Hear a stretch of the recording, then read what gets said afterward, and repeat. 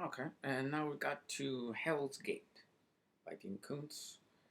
It is a Lancer book published in 1970, dedicated to his wife Gerda. Here's the back. Hopefully, there's not too much glare if anybody wants to see it. And give me a second. What's my synopsis of this? I made some notes on it. An amnesiac assassin kills a man without knowing quite why. He's injured and goes into a healing coma for 2 weeks, then awakens, and then gets up to go buy the house of the man that he just murdered from a real estate agent named Linda March. He meets a dog, then finds a portal to another dimension that's full of lizard aliens. Of course, he has random sex with a female mutant because it's a R Koontz trope. This is the first time it appears, but it's going to be coming up a lot in the next couple of reviews. Um, of course, there isn't any explicit sex in any of these sci-fi books.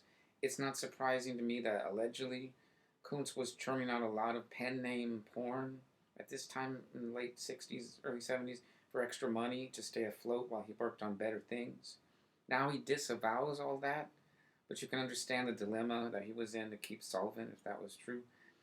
On page 95 of Hell's Gate, the phrase "out of the corner of his eye" appears, which I noticed because if you're a fan of Koontz, for some reason he likes using that sentence a lot. He became aware of it in the 90s and he named one of his novels "Out of the Corner of His Eye," as far as I heard. Later, he has a kind of ridiculous girlfriend who kind of just accepts his confession of being an assassin without any surprise, which was a little weird and came out of nowhere.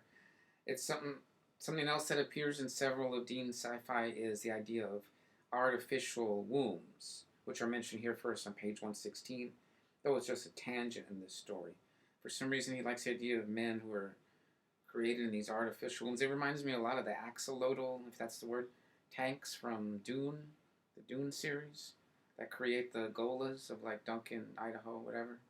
It seems like he's kind of referencing that. I'm not sure. Anyway, also a gun that shoots darts is a plot device, which will later come up in his book Werewolf Among Us and The Long Sleep, which I'll get to on our next videos. At the end, the hero starts laughing maniacally after having become basically temporarily insane when he kills his enemy, something that seriously disturbs him, and he's shocked to realize he enjoys violence.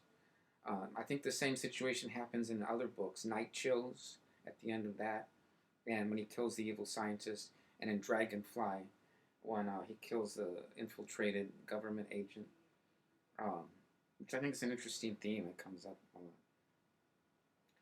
In the R Koontz Companion, Koontz said that he wanted to revise and reprint this book, but it's 2023. He hasn't so far, so it seems unlikely now. Let's see what else. Oh, I got a quote here from Catherine Ramsland in her biography. She said on page 150, Hell's Gate was published by Lancer. He dedicated it to his wife Gerda. It features a man named Victor Salisbury, who feels that what he knows about himself is actually artificial, as if it has been implanted rather than lived. He kills a man and purchases his home from Linda March. Linda's ex-husband is based on Dean's father. Here Catherine quotes Dean.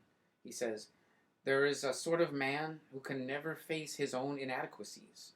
He must find a scapegoat, and he drives his women to despair and eventually breaks them. These men kill human dignity, but first they torture it, and relatively few women escape them." Catherine goes on, "When Victor is attacked by lizard things with sucking mouths," as it says, he starts to realize that he is actually someone else's puppet. Eventually he discovers that he is an android, not a human, sent from an alternate world timeline to stop an invasion that will result in a Nazi-like occupation of Earth by lizards. So I thought the part about what Koontz says about his father was fascinating. So that's all about Hell's Gate, everybody. Coming up next is going to be Dark of the Woods